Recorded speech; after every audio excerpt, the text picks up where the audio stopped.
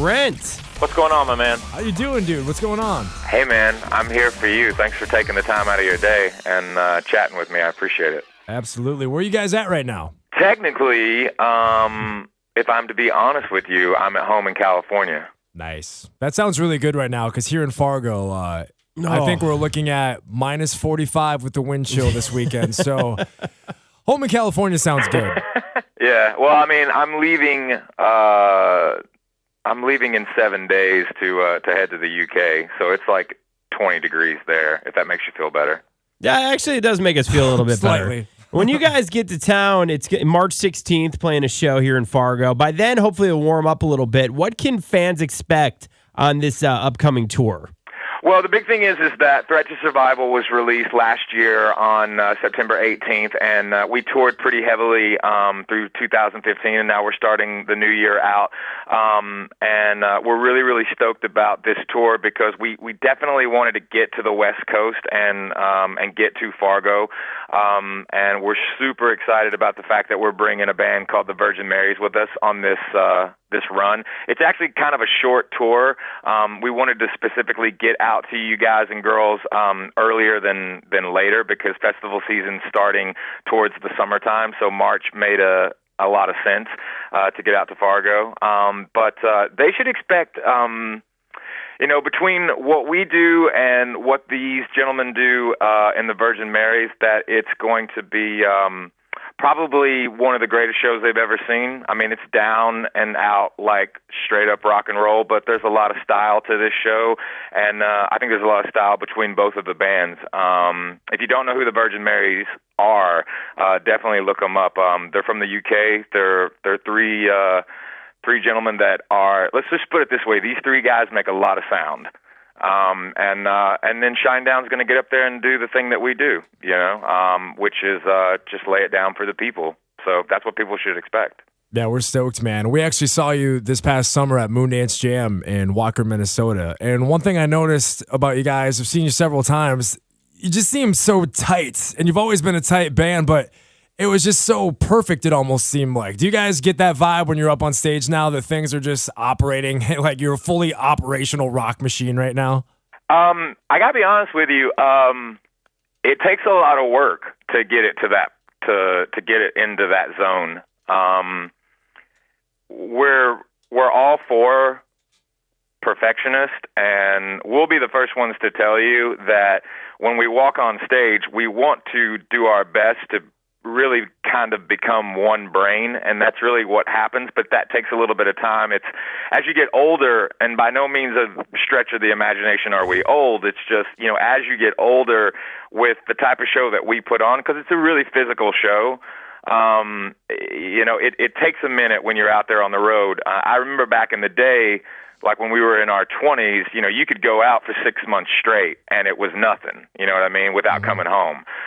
Now we try to implement enough of breaks in between that time so that we can kind of recover from it because we do leave it all out there. But it is a very physical show. It is very demanding. But it's the kind of show that we like to do. So we stay really, really healthy on the road, and we're always trying to take care of each other. And we're still a band that actually loves one another, and we still talk to each other on a daily basis. And I think that's a lot of the reason why we're able to continue to do the show that we do, because we're still really good friends, and we listen to one another, and we're always trying to build each other up. So hopefully that comes across on stage too. But getting tight and locking in with each other, I mean, it takes practice and it takes work. Oh yeah. Yeah, you guys still, being out on the road and trying to be healthy and all that, are you guys still working out pretty heavily before every show when you're out on tour? Yeah, what we usually do is, if we're headlining on a tour, usually it's like 9 or 9:30 we go on stage, and we usually will do a decent amount of, whether there's press going on during the day or whether we're doing meet and greets and we're actually meeting the people and saying hello. We try to always make sure between 6 and 7 o'clock that window is open for that hour, so that we can work out, because the blood flow is really important, not only physically but also mentally. And then it gives us time to be able to eat and then gives us 2 hours before we're actually on the deck.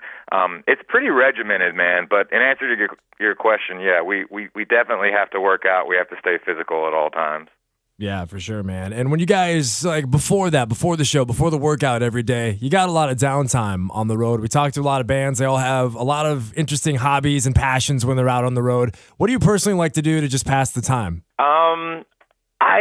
I got to be honest with you. When I go out now, I used to be like, 100% business all the time, and I've still got a very level head because there's a lot of business that goes into doing what it is we do. So I am on the phone a lot, but I have to watch my voice because the longer that I'm out there, the more I have to kind of be quiet until it's time for me to walk on stage, especially if I'm doing 5 shows a week, because they range anywhere between like an hour and a half to 2 hours.